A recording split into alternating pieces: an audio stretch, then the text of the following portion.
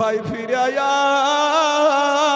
আয়, তোরা আমার কালেমার ভাই, তোরা আমার নৌজওয়ান যুবক ভাই ফিরে আয় রে ভাই।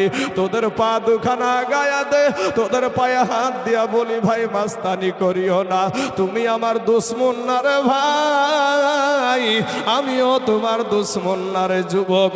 আমার আল্লাহ বলে বান্দা রে, তুই মনে করছিস আমার চাইতে তোর মা জননী তোকে বেশি ভালোবাসে।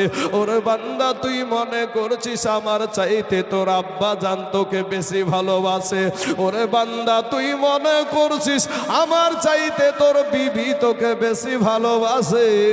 ওরে বান্দা তুই মনে করছিস আমার চাইতে তোর সন্তান তোকে বেশি ভালোবাসে। না রে বান্দা না, আমি আল্লাহর চাইতে তোকে কেউ বেশি ভালোবাসে না। একবার চিৎকার করে বলেন না সুবহানাল্লাহ। এ মুসলমান যুবকেরা, আমি আপনাদের এলাকার ছেলে, এখনো পরিচয় দিই নাই বাবা, কিন্তু বাবা গো আমার অত এলমিয়াত নাই রে ভাই, আমার অত কিন্তু জ্ঞান নাই রে বাবা, আমি অতটা শিক্ষিত না বাবা।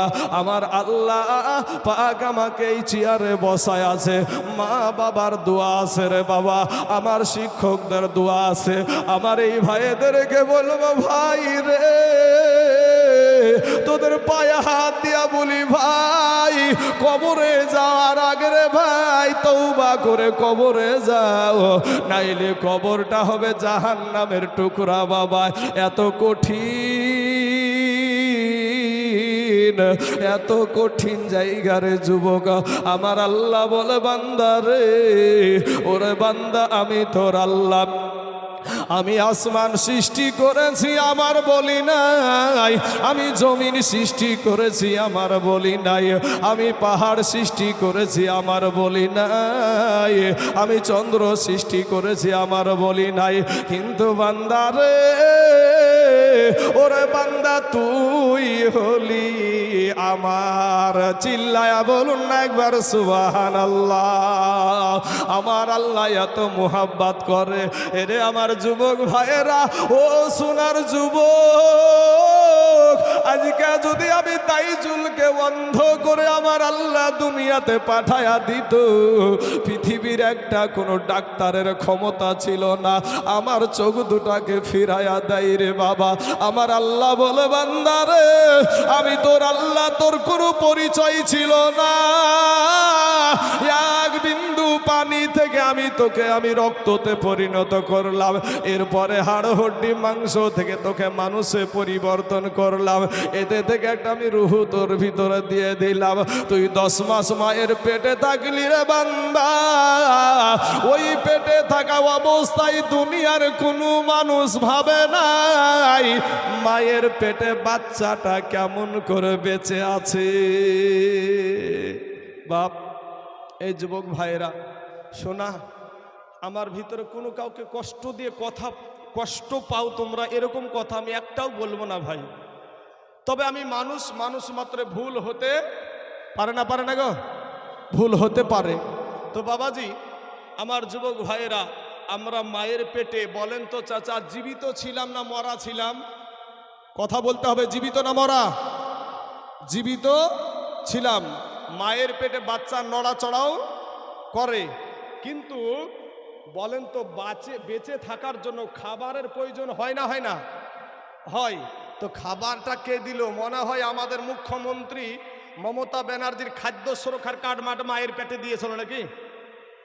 হ্যাঁ, আমার আল্লাহ পাক আমার মায়ের পেটে আগে থেকেই ভাই আমাদের জন্য খাবার রেডি করে রেখেছে। জোরে বলেন সুবহানাল্লাহ। আলেম ওলামা ওয়াজ করে না, রুজির মালিক আল্লাহ। রুজির মালিক কে? আল্লাহ। আপনি বলবেন কেমন করে তা হয়? ভাই রে, তোমার মা আমার মা, তোমার বেটি আমার বেটি, ও ভাই রে, প্রত্যেকটা মাসে মাসে একটা অসুখ হয়। এমনি ভাবে বাবা প্রত্যেক মাসে তারিখ বাই তারিখে অসুখ হয়। কিন্তু মুসলমান যুবক ভাই, যখন তোমার মা জননী তোমার বেটির পেটে যখন বাচ্চা এসে যায়, অটোমেটিক কোনো ডাক্তারের প্রয়োজন হয় না, কোনো সার্জন অপারেশনের প্রয়োজন হয় না, অটোমেটিক ওই অসুখটা ভালো হয়ে যায়। ঠিক না ঠিক গো? হ্যাঁ, কোথায় গেল তারিখ বাই তারিখে যেই মানুষ যেই অসুখটা হচ্ছিল, কি ব্যাপার, বিষয়টা কি, বন্ধ হয়ে গেল কেন? আমার আল্লাহ আপনাকে দুনিয়াতে পাঠাবে, আমার আল্লাহ আপনাকে সুঠাম করে আপনার হাত তৈরি করবে, আপনার চোখ তৈরি করবে, আপনার চেহারা তৈরি করবে। আমার আল্লাহ পাক ওই রক্তটাকে মায়ের নারীর সাথে আর বাচ্চার নাভির সাথে সেট করে ওই রক্তটা আপনার শরীরে পুশ করে আপনাকে আমাকে মায়ের পেটে বাবা জীবিত রাখে। জোরে বলেন সুবহানাল্লাহ। বাবা, এ যুবকেরা, ভাই, আমি তোদের কালেমার ভাই, আমি যুবক, কারণ আমি যুবককে ভালোবাসি। তোমরা ভাই আসো, ভাই আমাদের পাশে এসো ভাই। আজ মুসলমানদের অবস্থা ভালো না রে ভাই। আজ তুমি আমার কালেমার ভাই, তোমরা যদি আমাদের পাশে থাকো, মৌলবীদের গলার আওয়াজ যা হয় তার চাইতে দ্বিগুণ আওয়াজ বেশি হবে। ঘুম হারাম করে দিতে পারে মৌলবীরা, বাতিলদের ঘুমকে হারাম করতে পারে মৌলবীরা, কিন্তু যুবক ভাই তোরা আমাদের পাশে নাই, দূরে, সবসময় দূরে। ভাই আমার সোনা ভাই, একটু বসে যাও। দেখো কমিটিরা তোমাদের জন্য বসার জায়গা করে দিল। আসো ভাই সোনা, একটু বসে যাও, আমাকে ওয়াজ করতে বারবার বাধা দিও না ভাই, সোনা মানিকেরা। আর এই ভাই ভিতর থেকে উঠাউঠি করেন না, না তো একেবারে বাংলাদেশের মতন বলবো ওই মুরব্বী বলে না, মুরব্বী চাচা বুঝে না, বুঝে না তো ওই রকম শুরু করেন না আমাকে। বাবাজি আমার ভাই জানেরা, সোনা মানিকেরা, আমি ভাই বলবো জায়গাটা বসে যায় ভাই, বসো না, ওই সোনারা, ওই ছেলেরা বসো, বসো তো, আলহামদুলিল্লাহ বসে যাও ভাই, কোনো ব্যাপার না ভাই, আমরা সবাই এখানে কালেমার ভাই, তোমাদেরকে কেউ কোনোদিন যে চেপে ধরবে তা না ভাই। তুমি যদি আজ দাঁড়িয়ে থাকো তো তোমাকে কেউ মাস্তানি করে বসতেও বলবে না ভাই। আমি বলবো তোমরা বসে যাও, গেটটাকে ফাঁকা করে রাখো যাতে কোনো রকমের অসুবিধা না হয়। সুবহানাল্লাহ। বাবাজি আমার সোনা মানিকেরা, আমার আল্লাহ পাক রব্বুল আলামিন বলছে, বান্দা তুই দুর্বল। আমরা কি দুর্বল? মায়ের পেট থেকে আসলাম, তো এখন আমরা ভাত তো খেতে পারবো না, ভাতও খেতে পারবো না, রুটিও তো খেতে পারবো না। আমার আল্লাহ পাক রব্বুল আলামিন আমার মা জননীর বুকের উপরে বাবা দুইটা ফ্রিজ আগে থেকেই বসে রেখেছে। জোরে বলেন সুবহানাল্লাহ। এমনই একটা খাবার, যেই খাবারটা খেলে সর্দিও লাগবে না, ঠান্ডাও লাগবে না, গরমও লাগবে না। আল্লাহর কি দান দেখেন, আল্লাহর কি দান ভাই। এমন মানুষের এমন জায়গায় তুমি হাঁটো যার পিছনে কোনো টান নাই, আমার আল্লাহর পিছনে কোনো টান নাই। একটা মানুষের কাছে যদি একবার, দুইবার, তিনবার হাত পাতি, মানুষটা বিরক্ত হয়ে বলবে আপনার কাণ্ডজ্ঞান নাই, বারবার শুধু হাত পাতেন।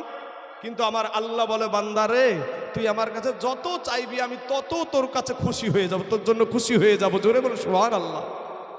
আমরা সেই আল্লাহর গোলাম ভাই, সেই আল্লাহর গোলাম। যুবক ভাইয়েরা শোনো, আমার যুবক ভাইদেরকে নিয়ে যখন আমার আলোচনাটা আজকে শুরু হয়েছে, অনেক যুবক ভাই আমার সঙ্গে মিলিয়েছে, কারণ এরকম অবস্থান ছিল না। আমি যখন স্টেজ শুরু করলাম এরকম অবস্থা ছিল না। অনেক যুবক ভাই আমাকে তোমরা সহযোগিতার হাত বাড়িয়ে দিয়েছো। দোয়া করি আল্লাহ যেন তোমাদেরকে কবুল করে নেয়। সকলে বলেন আমিন, সকলেই জোরে সোরে বলেন আমিন। কারণ যুবকদেরকে বাবা, যুবকের আমাদের ভবিষ্যৎ। আজকে বাবাজি একটা মসজিদে যদি কোনো আক্রমণ হয়, আমার মতন মৌলবি পালাবে, কিন্তু এরকম যুবকেরা ভাই জীবন দেওয়ার জন্য ছুটবে। কথা বলেন ঠিক না ঠিক?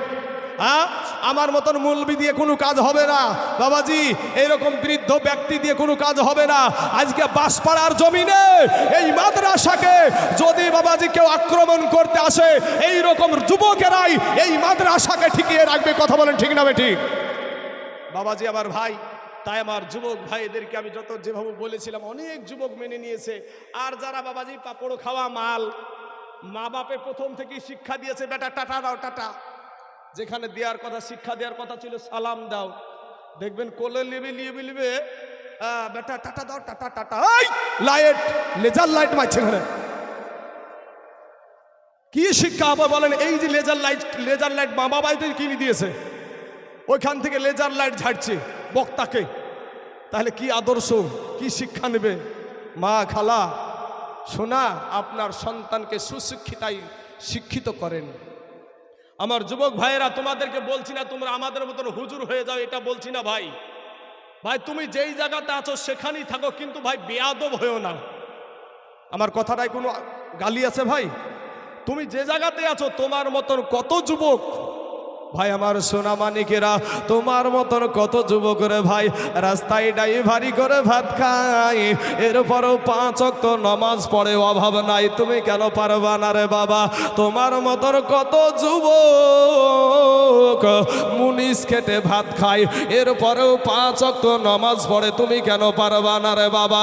তোমার মতন কত যুবক রানীনগর বাবা না রানীনগর থানাতে সেবিক ভলেন্টিয়ারের কাজ করে, এরপরেও 5 ওয়াক্ত নামাজ পড়ে, তুমি কেন পারবা না রে বাবা? তোমার মতন কত যুবক কলেজে পড়ে, স্কুলে পড়ে, চাকরি করে, এরপরেও 5 ওয়াক্ত নামাজ পড়ে, তুমি কেন পারবা না রে বাবা? ওরে আমার মা খালা গো, তোমার মতন কত নারী সংসারের সমস্ত কাজ করে, এরপরেও পর্দা করে এবং 5 ওয়াক্ত নামাজ পড়ে, তুমি কেন পারবা না রে মা? তোমার মতন কত বোন স্কুলে যাই, কলেজে যাই, টিউশনে যাই, তারপরেও পর্দা করে, তুমি কেন পারবা না রে বোন? ওরে আমার মা খালা, ওরে আমার যুবক ভাইরা, ফিরে এসো, তওবা করে আমার আল্লাহর কাছে ক্ষমা চাও। আমার আল্লাহ তোমার জীবনের সমস্ত গুনাহকে মাফ করে দিবে। জোরে বলেন সুবহানাল্লাহ। হে যুবক ভাইয়েরা, ও সোনার যুবকেরা, ওরে আমার কালেমার ভাইয়েরা, শোনো, তোমাদেরকে নিয়ে ওয়াজ। আজকে যুবকেরা নবীর পাশে যারা ছিল ভাই রে, নবীর পাশে যারা ছিল তারা ছিল যুবক। জোরে বলে সুবহানাল্লাহ। নবীর পাশে যারা, নবীকে যারা বাবাজি, নবীর পাশে যারা জীবন দিয়েছে, নবীর পাশে যারা থেকে জীবন দিয়েছে, তারা বেশির অংশই ছিল যুবকের দল। জোরে বলেন সুবহানাল্লাহ। আজ আমার যুবক ভাইরা, মুতার প্রান্তরে লড়াই হবে, মুতার প্রান্তরে যুদ্ধ হবে। আমার নবীজি বাবাজি 3 জনকে সেনাপতি বানালেন। ওদিকে কাফেরদের সৈন্য হলো 1 লক্ষ, আর মুসলমানদের সৈন্য হলো মাত্র 3000। কয় হাজার? 3000। এতটুকু মনে রাখিয়েন, মুসলমানদের কাছে অস্ত্র নাই, কিন্তু মুসলমানদের কাছে রাস্তার পাথর আছে। কথা বলেন ঠিক না বেঠিক?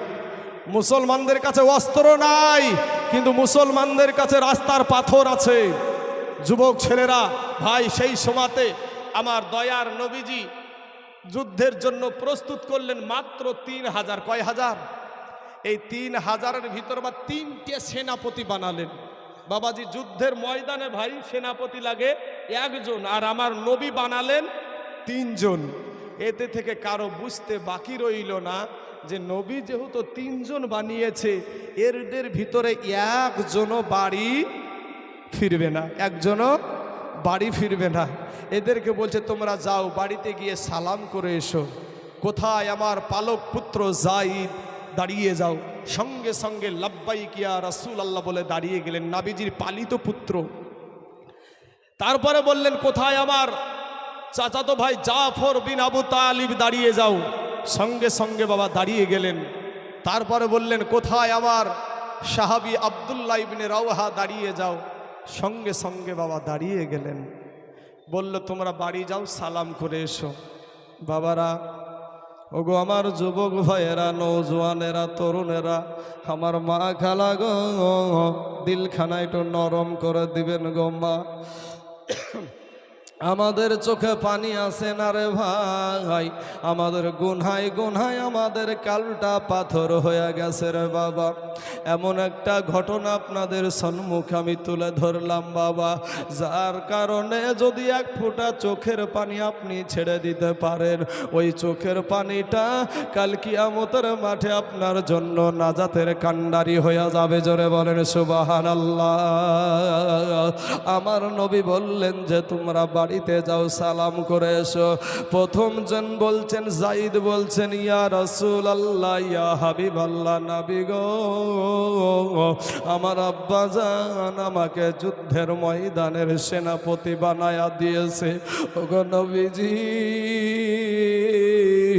আমার মা আয়েশা ঘরে বসেই শুনতে পেয়ে যাবে, আমার যাওয়ার কোনো প্রয়োজন নাই।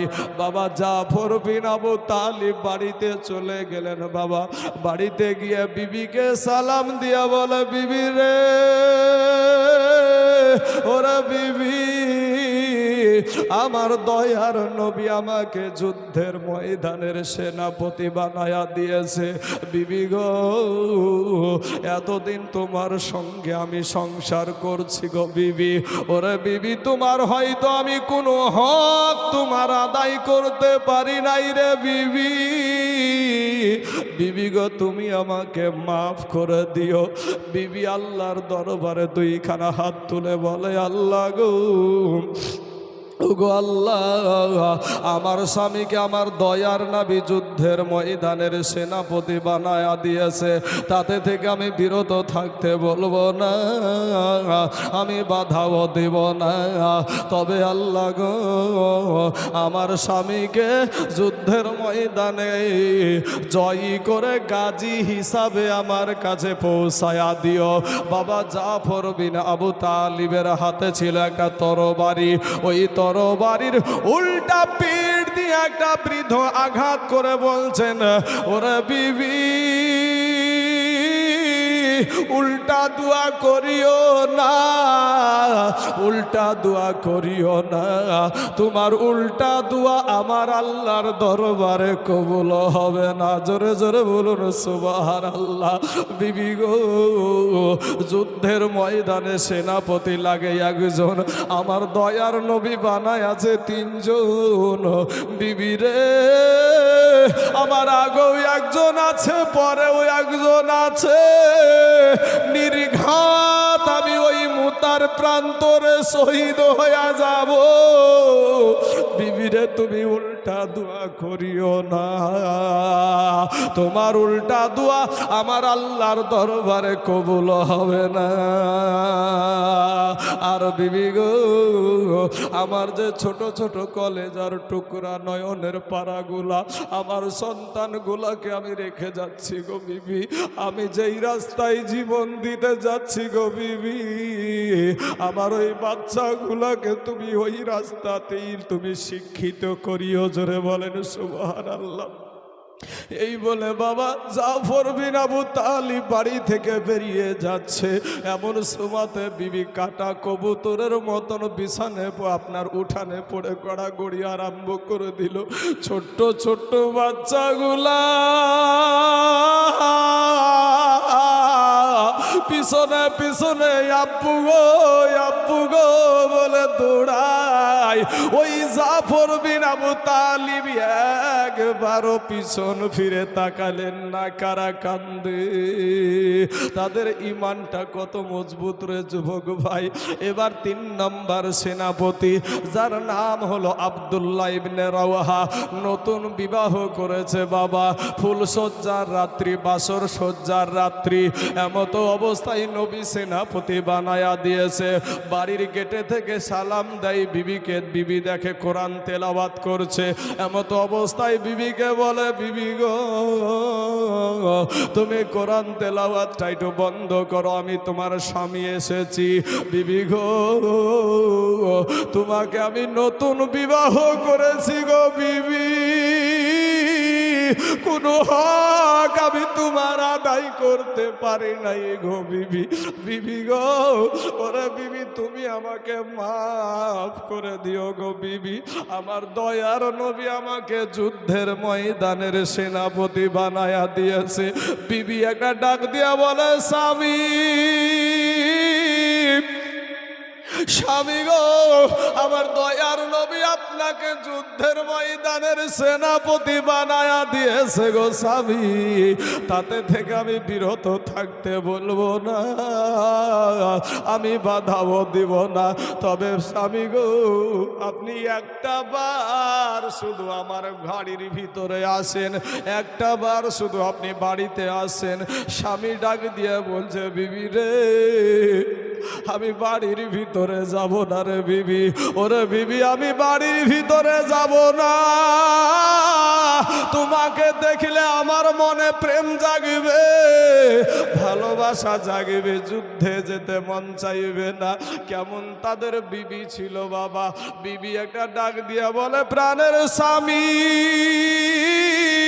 স্বামী গো, খোদার কসম কিরা বলি গো স্বামী, আপনি যদি ঘরের ভিতরে আসেন, আপনাকে কোনো প্রেম নিবেদন করব না, কোনো ভালোবাসা নিবেদন করব না,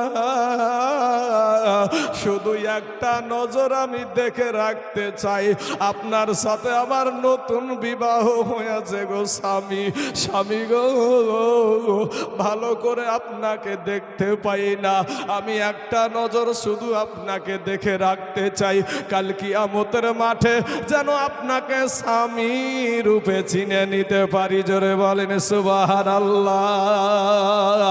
এবার বাবা স্বামী ডাক দিয়া বলে, বিবি রে, ওরে বিবি, চিন্তা করো না, টেনশন করো না, তুমি যদি ধৈর্য ধারণ করে দুনিয়া করতে পারো, ও বিবি, কাল কিয়ামতের মাঠে নয়, আমার আল্লাহ তোমাকে আমাকে জান্নাতের ভিতরে স্বামী স্ত্রী হিসাবে পরিচয় করায়া দিবে। চিল্লায়া বলুন সুবহানাল্লাহ।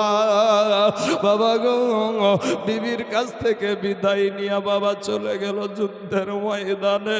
বিবিকে এতিম করে দিবে বাবা, সন্তানকে এতিম করে দিবে, এর উপরেও নবী ছাড়বে না, এর উপরেও কোরআন ছাড়বে না, এর উপরেও বাবারে আল্লাহ ছাড়বে না। এ মুসলমান যুবকের, আমার বাসপাড়ার ভাইয়েরা, আজ কারাগো কোরআনওয়ালা মানুষ এখানে বসে আছেন, আজ কারাগো আল্লাহওয়ালা মানুষ এখানে বসে আছেন, কারাগো মাদ্রাসাওয়ালা মানুষ এখানে বসে আছেন। দিলখানা ভাই নরম করে দিবি রে ভাই, আজকে মইরা গেলে ভাই তিনখানা কাফন দিয়া তোমাকে কবরে শুইয়া দিবে, তোমার সাথে কিচ্ছু দিবে না রে যুবক ভাই। এই দুনিয়াটা কিছুই না রে মুমিন, আমার আল্লাহকে খুশি করার চেষ্টা করো। যুদ্ধের ময়দানে চলে গেল বাবা, প্রথম সেনাপতি বাবা জাইদের হাতে ইসলামের পতাকা, আপনার এক হাতে তরবারি, একেবারে বাবা কলা গাছ ঝুড়া করে ঝুড়তে ঝুড়তে বাপ একটা সবাই জাইদকে কাফেরেরা ঘেরাও করে ফেললো। কাফের বাবা, কাফেরদের আঘাতে জাইদ ভাই শহীদ হয়ে গেল।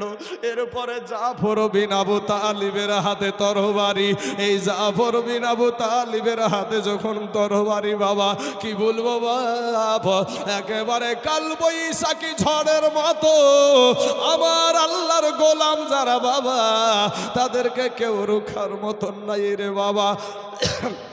কাফেরদের সাথে লড়াই করতে করতে একটা সময় ওই বাবা জাফর বিন আবু তালিবের হাতে একটা বাবা আঘাত করে দিল গো। যখন এক হাতে আঘাত করে দিয়েছে, একটা হাত কেটে জমিনে পড়ে গেল। এরা আমার যুবক ভাই, এরপরে যখন আর এক হাতে বাবা আঘাত করেছে, দ্বিতীয় হাতখানাও বাবা কেটে জমিনে পড়ে গেছে। ওই জাফর বিন আবু তালিব একটা ডাক দিয়া বলছেন, ওগো আল্লাহর নবীর সাহাবী, দয়ার নবীকে বলিও গো, আমি জাফরের দুই হাত কাটা, দুই পা কাটা, এরপরও ইসলামের পতাকা মাটিতে পড়তে দিই না। চিল্লায়া বলুন না সুবহানাল্লাহ। দুইজন সাহাবী দৌড়ে গিয়ে দেখছে বাবা জাফরের দুই হাত কাটা, দুই পা কাটা, ইসলামের পতাকাটা মুখে কামড় দিয়া বাবা উঁচা করে রেখে দিয়েছে। এ বাবাজি, আমার সোনা মানিকেরা, আমার ভাই জানের আগো, আজ আমি পশ্চিম বাংলার ভিতরে বাবা 18 থেকে 19টা জেলার ভিতরে 14 থেকে 15টা জেলাতে গিয়েছি বাবাজি। সোনা মানিক, আজকে আপনাদেরকে, আপনাদের এলাকার ছেলে আমি রানীনগর থানার অন্তর্গত মুন্সিপাড়া গ্রামে আমার বাড়ি বাপ। ও মুসলমান বাবাজি, আজ দেশ বিদেশে যাই, অনেক জায়গায় অনেক রকম করে একটা অ্যামাউন্ট বলে থাকি মাদ্রাসার জন্য বাপ। কোনো জায়গায় জায়গায় 50,000 বলি, কোনো জায়গায় 40, কোনো জায়গায় 30, কোনো জায়গায় 20। আজকে আপনাদের সম্মুখে বাবা 50 বলবো না, আমি 30 বলবো না, 20 বলবো না। আজকে সারা দুনিয়া চাইছে ভাই মাদ্রাসা ভেঙে দাও, মসজিদ ভেঙে দাও, কোরআন পুড়িয়ে দাও। যতদিন পর্যন্ত এই আল্লাহর গোলামেরা আছে, ওই যোগী আদিত্যনাথ ওর বাবার ক্ষমতা নাই মসজিদ ভেঙে শেষ করতে পারে। কথা বলেন ঠিক না বেটি? বাবাজি সারা দুনিয়া চাইছে মসজিদ ভেঙে দাও, মাদ্রাসা ভেঙে দাও, কোরআন পুড়িয়ে দাও, কিন্তু বাবাজি আমার সোনামানিকেরা, আমরা আল্লাহর গোলামেরা এখনো বেঁচে আছি। কথা বলেন ঠিক না বেঠিক? হ্যাঁ, একবার তাকবীর দেবো দেখি মুসলমানদের আওয়াজ দেখে। মুসলমানেরা মুসলমানের মতন ভাই, যুবকেরা মুসলমানের মতন আওয়াজ দিবা ভাই। শোনা, কারণ তোমাদেরকে ভোটের সময়তে তো কাউকে বলতে হয় না ভাই। আমার এইরকম বাবজিরা যখন ইলেকশন করতো তখন কঞ্চিতে পতাকা বাঁধত বা কঞ্চিতে, কিসে কঞ্চিতে পতাকা বাঁধত, আর এখন এরকম লাঠিতে বাঁধছে বাবাজি। কারণ পতাকা উড়াই নেওয়া হবে, ও লাঠি দিয়ে সাইজ করাও হবে, বুঝেন না? তাই একটা মুসলমানের মতন আওয়াজ দিবি রে ভাই যুবক। সোনা মানিকের একবার তাকবীর দিব, নারে তাকবীর, আল্লাহু আকবার।